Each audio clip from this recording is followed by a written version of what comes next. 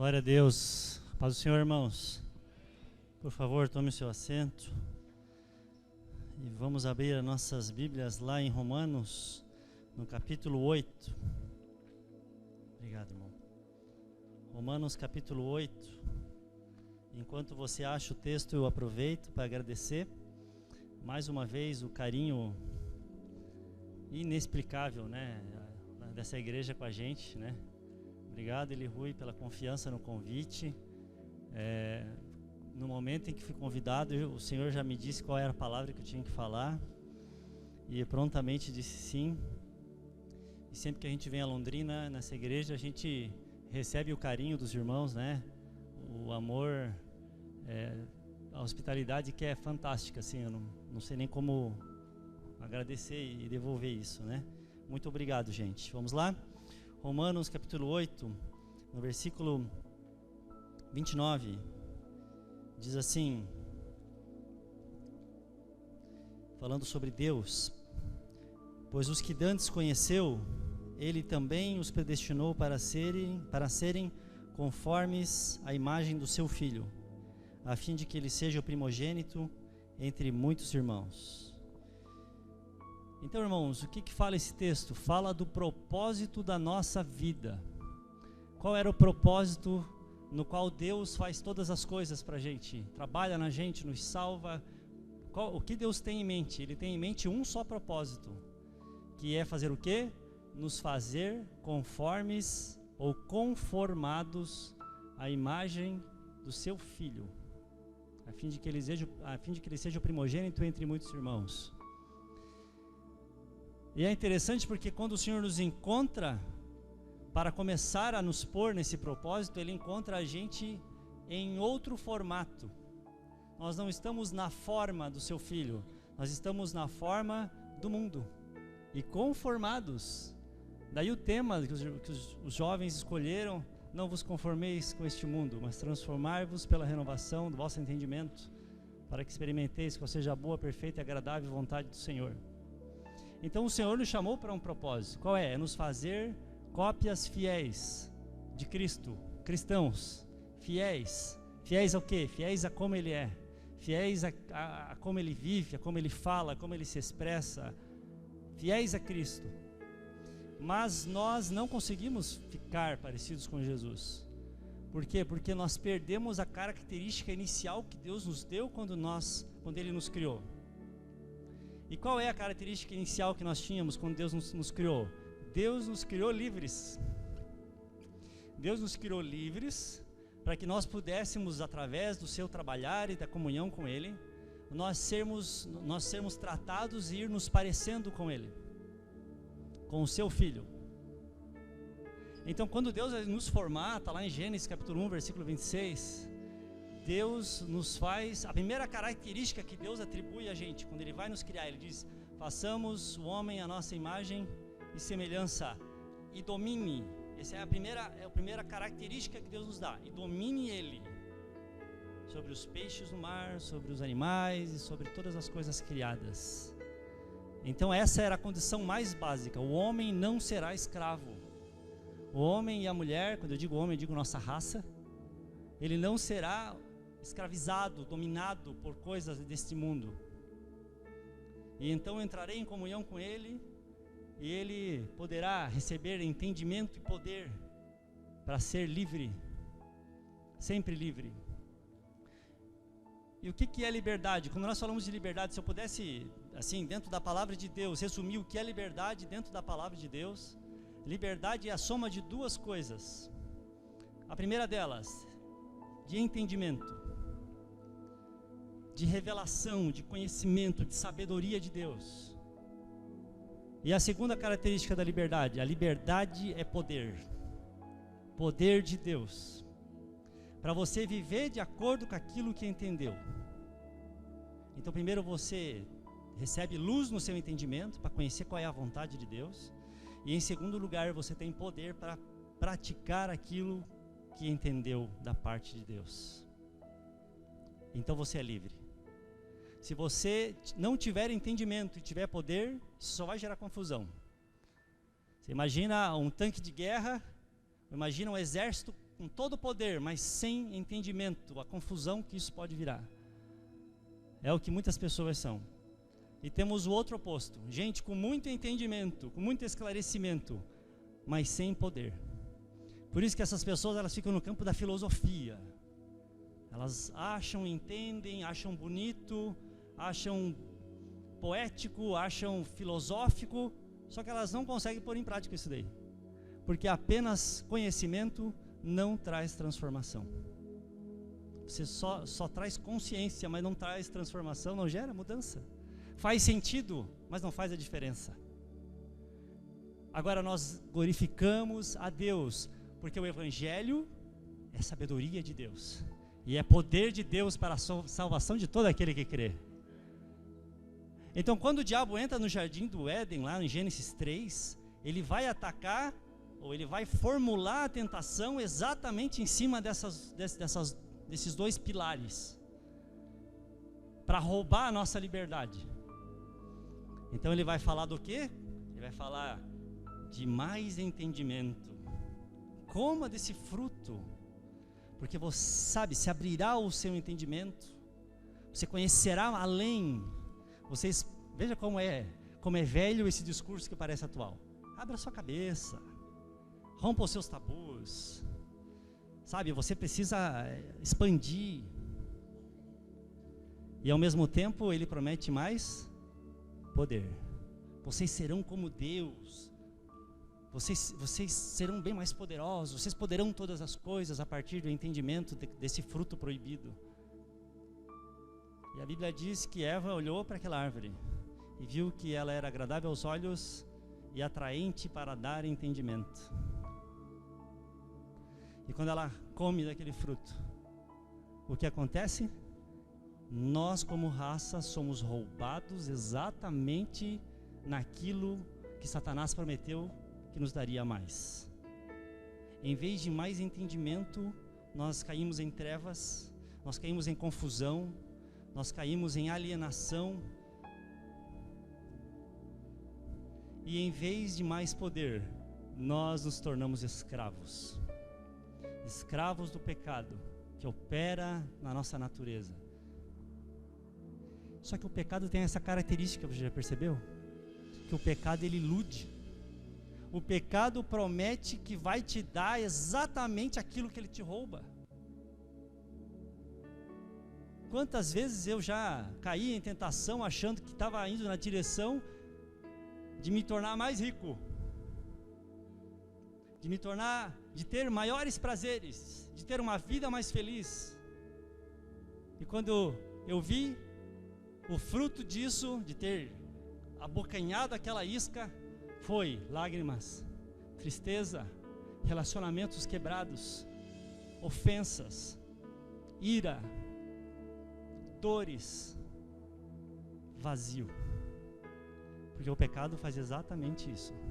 Ele te rouba naquilo que ele te promete. E pior, ele te rouba e você não percebe. Você acha que você está fazendo uma grande coisa, mas na verdade não está. Você acha que você faz o que quer, mas você sempre reage da mesma forma, porque você não tem força para resistir, para escolher um caminho mais excelente. A gente até entende que precisa, a gente só não pode, a gente só não entende, a gente não entende como isso vai acontecer de novo. A gente percebe a tentação, mas a gente não consegue resistir. Por isso que Asaf, no Salmo 73, ele fala assim, ó, sabe, eu diante do Senhor, quando eu estava considerando a tentação, eu me tornei como um animal irracional. Porque diante da tentação, a gente age, quando está sobre o poder e a tirania do pecado, a gente age exatamente como um animal. O animal, ele não tem opção, é o instinto puro. Então, você vê em Gênesis 4, Caim e Abel. E aí vocês conhecem a história, os dois foram oferecer algo ao Senhor, mas Caim era homem de atitudes perversas. O apóstolo João fala que ele era do maligno, ele agia de maneira maldosa. E então ele vai oferecer e é rejeitado. E Caim, pela fé, percebe que só ia ser aceito com sangue derramado, né? Por isso que ele é um herói da fé, ele viu de alguma maneira Cristo. E a Bíblia diz que o rosto de Caim se transfigura. O rosto de Caim se transfigura quando ele é rejeitado por Deus. Ele fica irado. E veja que misericórdia de Deus, porque Deus, apesar das atitudes de Caim, a Bíblia diz em Gênesis 4 que Deus vai ao encontro de Caim. E Deus dá um aviso para ele. E Deus diz assim: Caim, se você mudar o seu procedimento, você será aceito. Em outras palavras, Deus diz: se você se arrepender, eu vou te aceitar. Mas se você não se arrepender, cuidado, porque o pecado já está na porta da tua casa chegando. E ele vem para tomar a rédea e controlar e dominar você. Mas tu deves dominá-lo. Veja o aviso de Deus. Chegou um escravizador chamado pecado. E ele vem para montar em você e dominar você. Mas você deve reagir, você deve dominá-lo. E a Bíblia continua dizendo: e disse Caim a Abel: vamos ao campo. E estando no campo, levantou sua mão e matou o seu irmão. E desde aquele dia, Caim se tornou um fugitivo. Veja a graça do Senhor alertando o que o pecado faz com a gente. Não é isso que o pecado faz? Ele senta sobre a nossa vida, sobre o nosso entendimento, sobre as nossas forças, e ele toma o controle. E a gente nasceu em pecado, a gente vive dessa maneira, a gente não vê outra opção. E é muito engraçado, na verdade é muito triste, porque o pecador, se você vai conversar, e de pecado eu me sinto bem gabaritado para falar, porque de pecado eu entendo bem. E aí o pecador acha que ele tem o pleno entendimento. E aí seu pai ou sua mãe fala: filho, cuidado. Mãe, eu sei o que eu estou fazendo. Filho, mas cuidado com a sua companhia. Mãe, fica tranquila, eu sei cuidar de mim. Eu já entendi, mãe. Eu já entendi tudo. Eu não preciso pedir conselho para ninguém. Não é essa a característica do pecador? Não, ninguém me ensina nada. Ninguém me dá lição. Porque eu, de entendimento, eu estou no top. E ele faz a mesma coisa com o poder. Qual é a característica do pecador? Ele acha que ele faz tudo o que ele quer. Ele acha que ele tem poder para falar o que ele quiser, para ir onde ele quiser, para fazer o que ele quiser, porque ele é Deus da vida dele. Ninguém manda nele, ninguém tira, sabe, ele não leva desaforo para casa, ele não precisa se sujeitar a ninguém, ele não precisa suportar ninguém, ele não precisa respeitar. Isso vai crescendo dentro da gente. Começa pequeno e daqui a pouco inflama, e a gente está em chamas e ninguém manda na gente, porque eu posso tudo, eu faço o que eu quero, eu falo o que eu quero, eu experimento o que eu quero, eu sou dono de mim, eu sou o meu Deus, eu sou o meu Todo-Poderoso. E qual é a realidade? Escravo do pecado, fraco. Tão fraco que vez após vez a gente já falou que ia mudar, que ia ser diferente, que era a última vez, que a gente não ia mais fazer aquilo, que a gente não ia mais mudar aquilo ali, onde a gente sofreu. E depois, quando veio a tentação, como é que foi o resultado? Fez de novo, errou de novo, mordeu de novo a isca, falou o que não devia de novo, machucou de novo, feriu de novo, não respeitou de novo, entristeceu a Deus de novo. Na verdade, meus irmãos, o pecado é muito semelhante ao mundo virtual, sabe? Porque no mundo virtual é assim, né? Você está lá jogando um videogame e você acha que você está vivendo uma grande aventura ali. Você acha que você está lá no meio de uma guerra, ou no meio de um esporte, no meio de uma coisa muito legal. E você acha que você está conquistando, que você está vivendo, que você é todo poderoso. Mas você está iludido. Não, mas eu estou com o controle na mão. Mas você não sabe que aquele jogo, aquela ilusão é que te dominou e que está te controlando. Aí um dia você morre, né?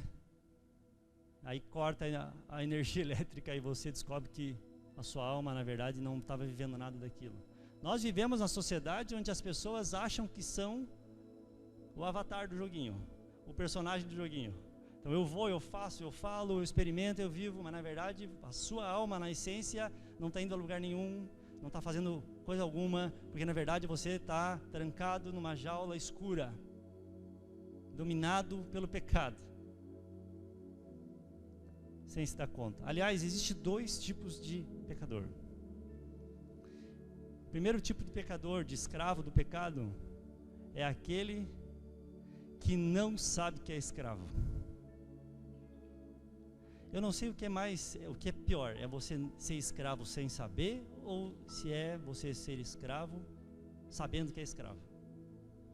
Mas essa primeira categoria de pecador, que é muito comum na Bíblia, a gente vai citar a passagem, uma característica deles é que eles são escravos e não sabem que são escravos. Outro dia eu estava vendo uma reportagem, se eu não me falha a memória, foi no interior da Bahia, que a Polícia Federal, se eu não me engano, com o Ministério do Trabalho, bateram numa fazenda isolada, bem isolada no interior da Bahia, porque foi denunciado que havia trabalho escravo naquela fazenda. Então famílias inteiras estavam ali, trabalhando de sol a sol, trabalhando desde o nascer do sol até o pôr do sol, no pesado, velhos, crianças que nasceram ali, crianças que não conheciam outro mundo, e que no final do dia estavam lá no barracão, que só tinha palha por cima, eles dormiam no chão batido, olha que vida miserável, e ganhavam uma porção para comer de comida, para outro dia ter força para trabalhar. A vida deles era essa, de domingo a domingo. Mas o que mais me chocou não foi só a miséria daquelas pessoas ali, foi que quando a polícia invadiu a fazenda e os capatazes, os proprietários fugiram, a polícia chegou lá e viu aquela miséria e disse para eles: nós viemos libertar vocês. E eles ficaram olhando assim sem entender e falaram assim: libertar do quê? Como assim? Não, é porque vocês são escravos. Não, está tudo bem aqui. Não, como assim? A gente não está amarrado? Eu fiquei olhando para aquilo, sabe, para aquela desgraça humana. Eu fiquei pensando como o pecado faz isso com a gente. A gente nasceu nesse ambiente, nesse mundo corrompido, nesse sistema, onde pecar é a coisa mais natural do mundo. É natural para mim, é natural para o outro, então deve ser natural para todo mundo. E a gente não conhece o que Deus preparou para nós, além dessa escravidão. É por isso que quando a gente vai evangelizar, a gente faz o papel da Polícia Federal, né? Chega lá e fala assim: sabe, Jesus quer se libertar. E a pessoa olha e fala: mas libertar do quê? Eu não sou escravo. Não é verdade? Jesus pode te salvar, mas eu não preciso de salvação, está tudo bem.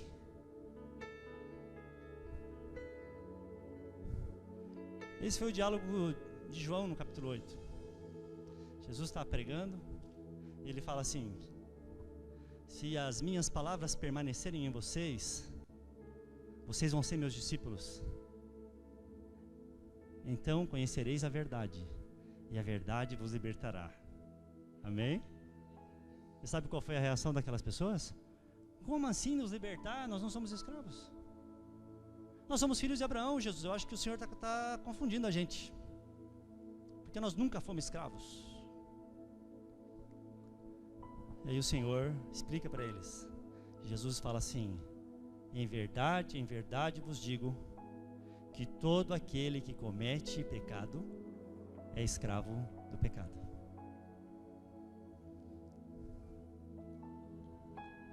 E aí Jesus continua e diz: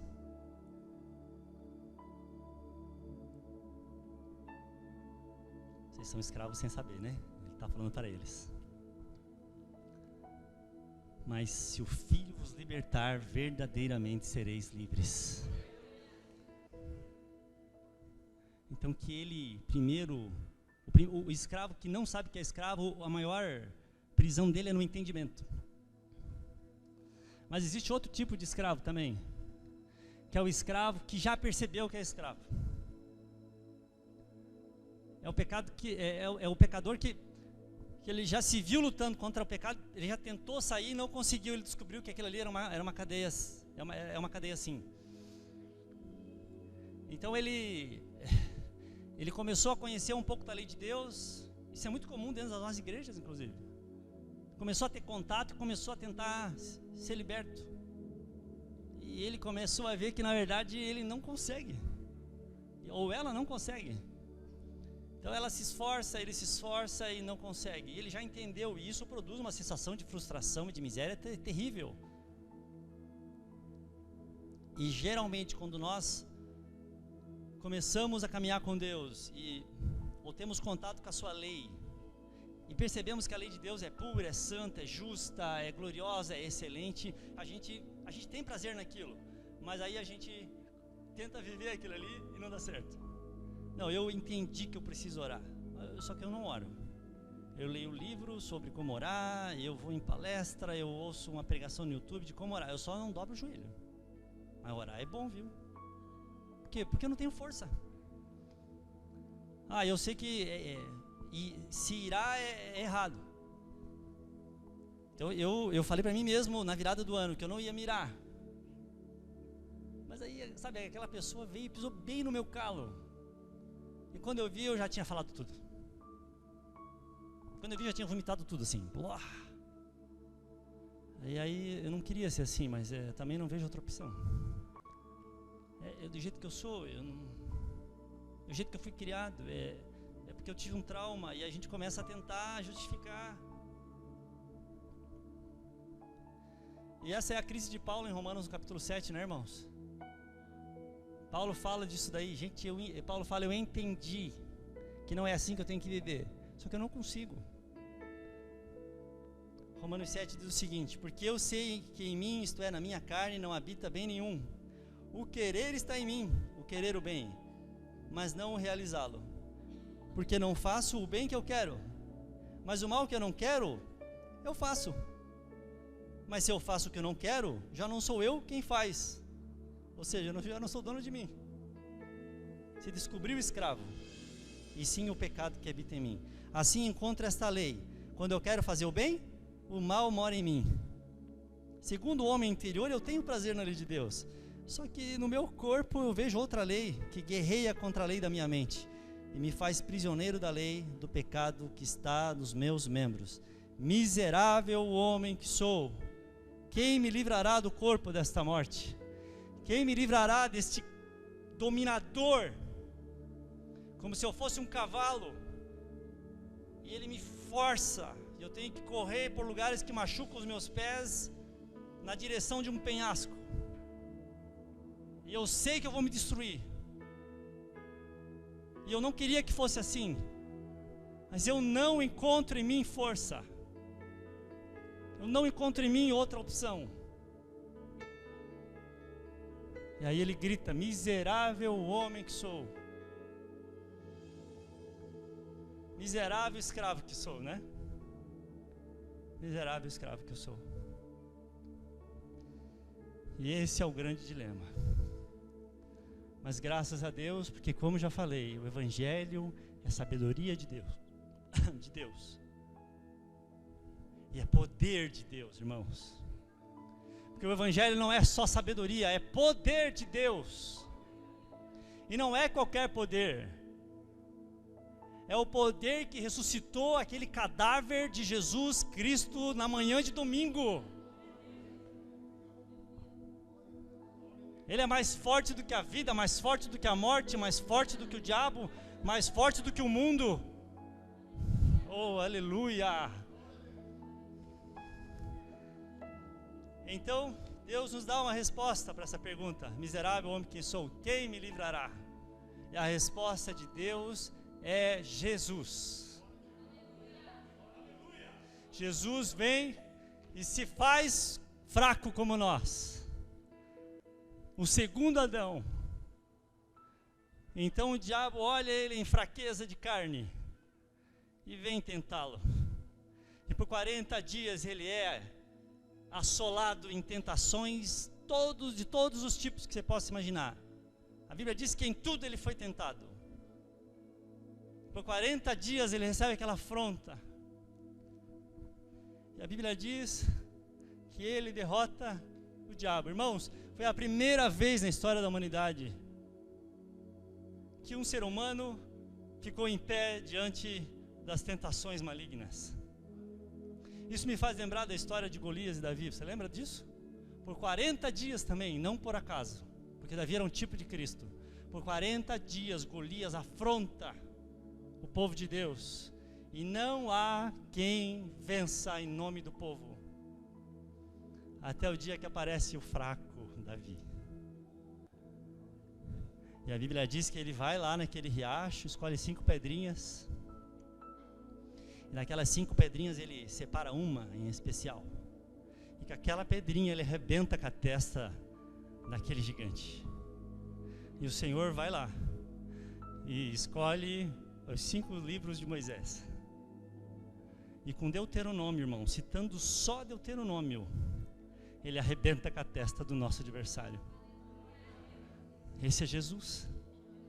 E aí ele vai lá, ele vive uma vida de santidade, ele se entrega na cruz sem mácula, sem pecado, porque aquele que não conheceu o pecado, Deus o fez pecado no nosso lugar.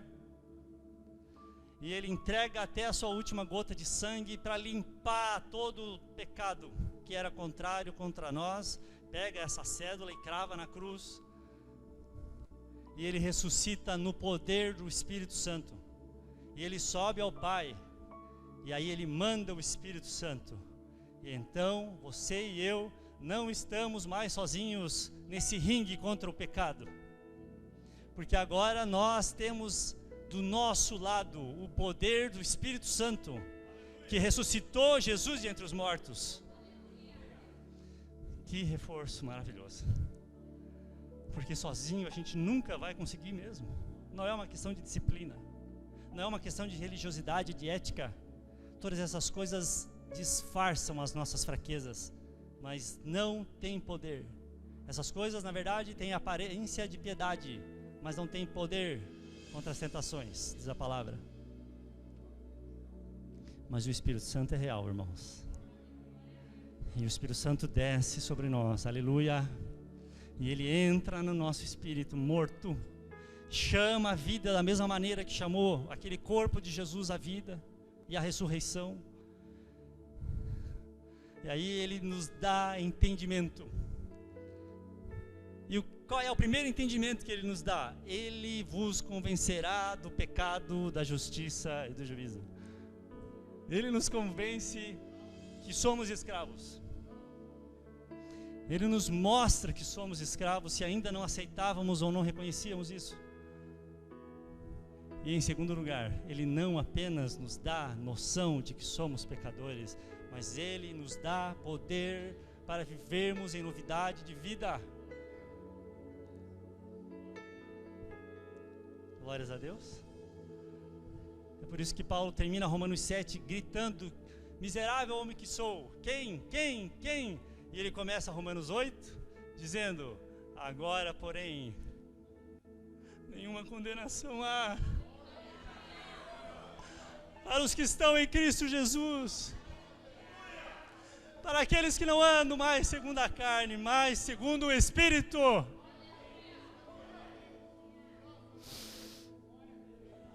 Porque os que são segundo a carne inclinam-se para as coisas da carne, mas os que são segundo o Espírito para as coisas do Espírito.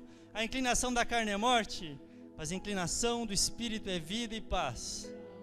E se o Espírito daquele que dos mortos ressuscitou a Jesus mora em vocês, aquele que dos mortos ressuscitou a Cristo também vivificará o vosso corpo mortal pelo seu Espírito que em vós habita. O Espírito, irmãos. Oh, bendito Espírito Santo.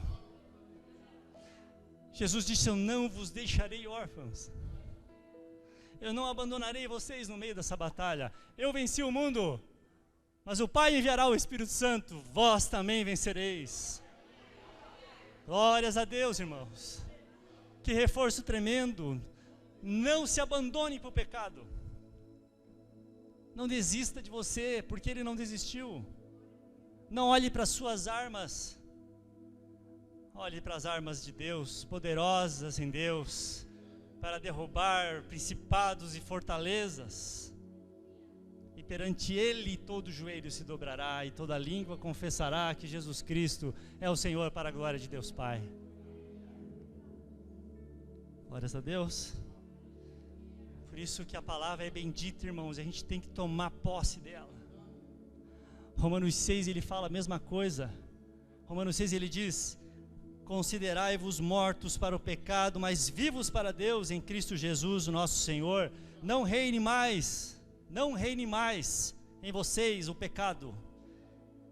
Vocês não precisam mais obedecer aos seus desejos malignos, nem tampouco apresentei os vossos membros ao pecado por instrumentos de iniquidade, mas apresentai-vos a Deus como vivos entre os mortos, e os vossos membros a Deus como instrumentos de justiça. Porque o pecado, olha que notícia maravilhosa o Evangelho, o pecado não terá mais domínio sobre vocês. Não estamos mais debaixo da lei. A lei era o que eu podia fazer. Nós estamos debaixo da graça. E a graça é aquilo que Deus faz no nosso lugar. Ele luta as nossas batalhas. Ele é o nosso campeão, irmãos. Houve um tempo em que os exércitos eles se enfrentavam, e os generais, para evitar muito derramamento de sangue, como foi no caso do combate de Davi e Golias, eles escolhiam um campeão do exército para representar todo o exército. E se aquele herói, se aquele combatente vencesse aquele duelo, ele daria por extensão a vitória para todo o exército. Mas se ele perdesse, todo o exército estaria em ruínas. O nosso primeiro representante, nosso primeiro combatente foi Adão. E o que aconteceu quando Adão perdeu? Todos nós perdemos. Todos nós nos tornamos escravos. Mas, irmãos, o nosso capitão não é mais Adão. O nosso capitão é o segundo Adão. E ele venceu por nós. Por isso que a Bíblia diz, no mesmo Romanos 8, mesmo capítulo: irmãos, em todas essas coisas somos mais do que vencedores. Porque nós somos bons? Não, mas por meio dele, por meio daquele que nos amou.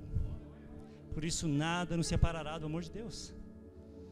Nem tribulações, nem tentações, nem demônios, nem anjos, nem principados, nem fome, nem nudez, nem espada, nem nada poderá tirar e cancelar a vitória dele por nós. Aleluia! Eu viajaria 15 mil quilômetros para falar isso. Pessoas morreram porque não puderam se calar por essa verdade, de tão gloriosa que ela é. Então você tem opção. O mundo não tem opção. Mas nós temos um caminho mais excelente, irmãos. Glórias a Deus, glórias a Deus. E Deus tem ciúme de você, viu? Ele não gosta que nada domine você. Não é só pecado. Ele não gosta que nada domine você.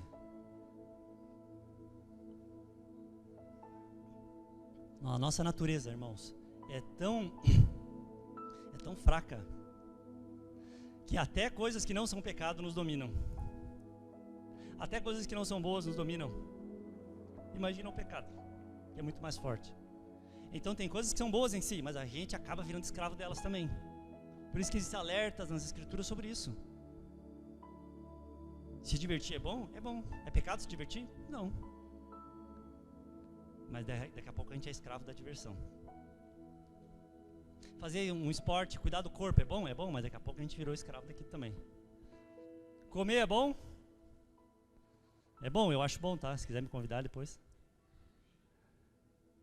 Mas daqui a pouco você vira escravo daquilo. É por isso que Paulo faz um alerta pelo Espírito Santo. Ele diz assim: olha, todas as coisas me são lícitas, nem todas me convêm. Todas as coisas me são lícitas, mas eu não me deixarei dominar por nenhuma delas, porque o Espírito que Ele colocou em nós é ciumento.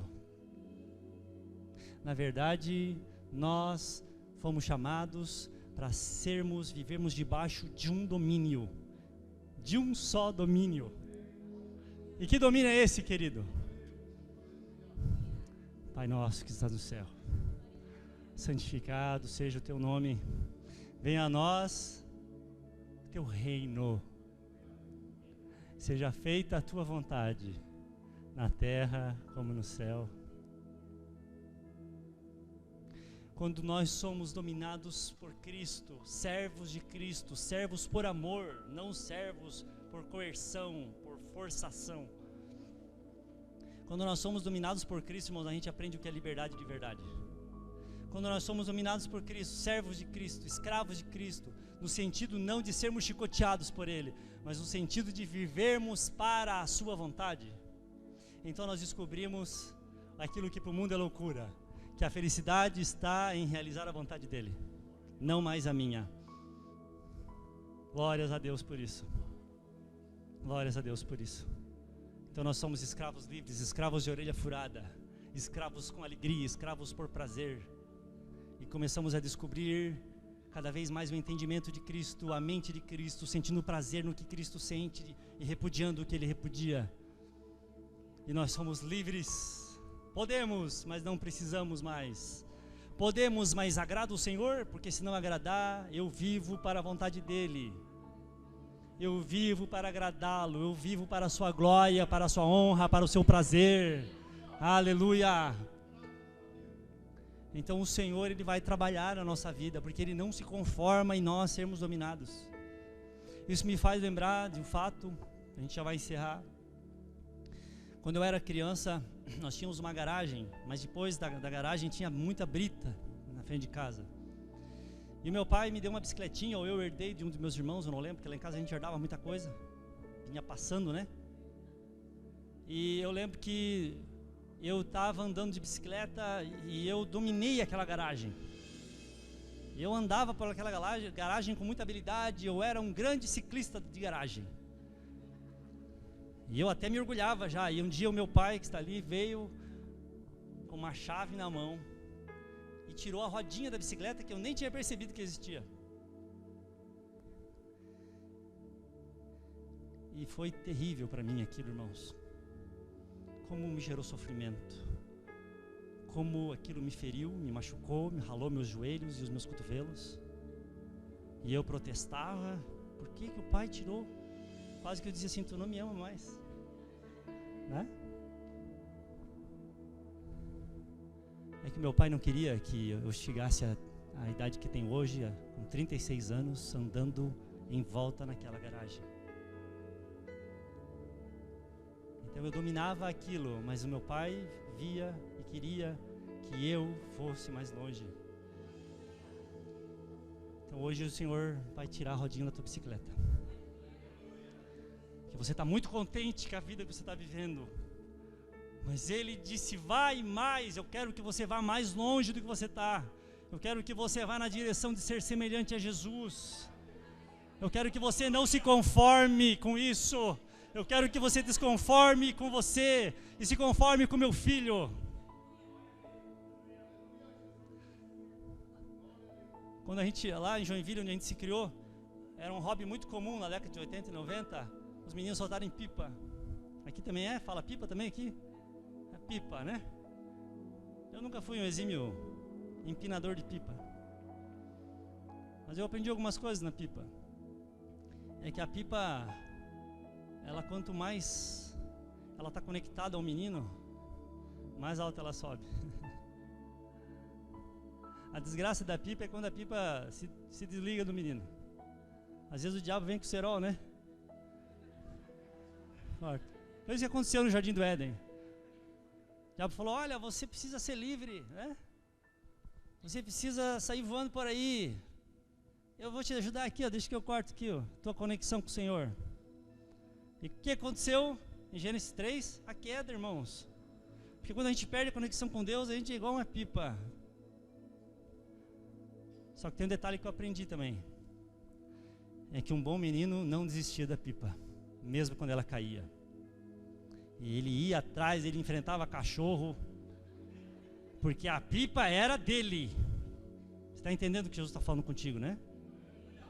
Ele enfrentou a cruz para te reconectar ao Pai. Ele não desistiu de você, não te abandonou num telhado, meu irmão, minha irmã. Então, sabe, se liga com Ele. Se liga com Ele. Que à medida que você está na mão dEle, você está cumprindo o propósito. Sabe qual é a graça da pipa? É que o menino olha para o céu e fala assim, ó, é como se aquela pipa fosse eu. A pipa representa o menino. E você é imagem e semelhança de Deus. Quando o mundo te olha, o mundo vê Jesus. É por isso, aí dá pra gente entrar aí, ir longe aí. É por isso que Deus manda tensão na nossa vida, ventos fortes. Porque pipa sem vento também não vai a lugar nenhum. Ventos contrários. E a gente fica chateado com Deus, porque quanto mais eu oro, mais vento contrário vem, Jesus. E o Senhor falou, filho, filha, eu estou te elevando de glória em glória. E quanto mais tensão a gente está sofrendo, mais fiel a gente fica. Deus faz assim, ó, vem para cá e você vai. Você vai. Não é assim? Deus não gosta de fio com barriga. Porque Ele quer que você vá mais alto, mais alto, mais alto, mais alto. Meus irmãos, vamos ficar de pé e vamos orar nesse momento. Aleluia. Oh, aleluia. Nós precisamos ser cativados pelo Senhor. Precisamos nos apresentar como servos dEle. Não temos outra opção. Então, se você sente o Senhor falando com você hoje, queria que você tomasse um passo e viesse aqui orar comigo. Eu já estou aqui, senão eu já tinha vindo. Porque o Senhor sempre, eu apanho tanto quando prego, vocês não têm ideia. Mas eu estou aqui. Eu quero me entregar para Jesus. Eu quero conhecer a verdade, para a verdade me libertar totalmente. E se tiver que doer, se tiver que vir vento contrário, se tiver que tirar a rodinha de bicicleta, Senhor, tira o que for preciso. É melhor entrar amputado no reino de Deus do que inteiro se perder. Então, se tiver que cortar, se tiver que mudar, se tiver que tirar, se tiver que pressionar, Senhor, eu confio no Senhor e na Tua sabedoria. E eu confio não só na Tua sabedoria, mas no poder do Teu Evangelho, que liberta quem eu sou. Deus está mandando vento contrário aí? Você tem chorado? Vamos orar? Você quer vir? Vamos fazer diferente. Vamos dobrar os nossos joelhos. Você pode dobrar o joelho onde você está e nós vamos dobrar o joelho. Aleluia!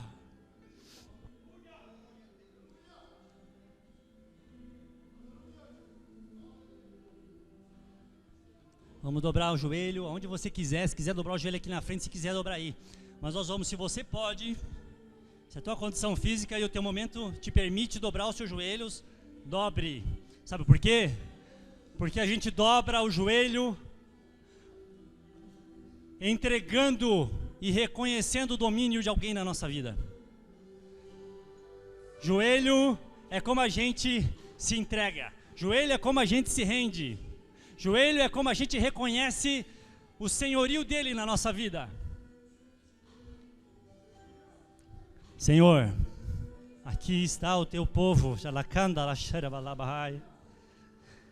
Oh, aleluia.